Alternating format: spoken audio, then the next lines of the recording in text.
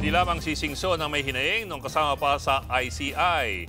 Ayon sa dating Special Advisor ng Komisyon na si Baguio City Mayor Benjamin Magalong, abonado pa raw siya rito. Ibinunyog niya yan sa programang Sa Totoo Lang ng 1PH. Bukod kay Magalong, nagabono rin daw ang pumulit sa kanya bilang Special Advisor sa ICI na si Rodolfo Azurin Jr.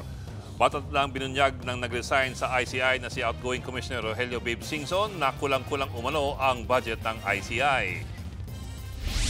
Sa akin siguro, umabot din siguro ng mga 30,000. Si General Azurin, siya rin na nag-front load ng cash. Pati dun sa mga suporta sa mga PNP na nag-iimbestiga, siya rin.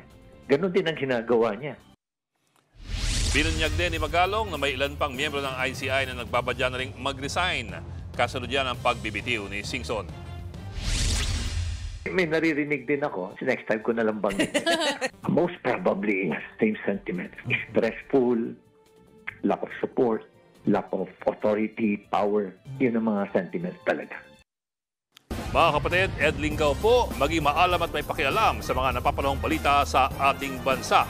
Para sa mas malilimang pagtalakay at paghimay sa mga issue at headlines, mag-follow at mag-subscribe sa social media pages ng News 5.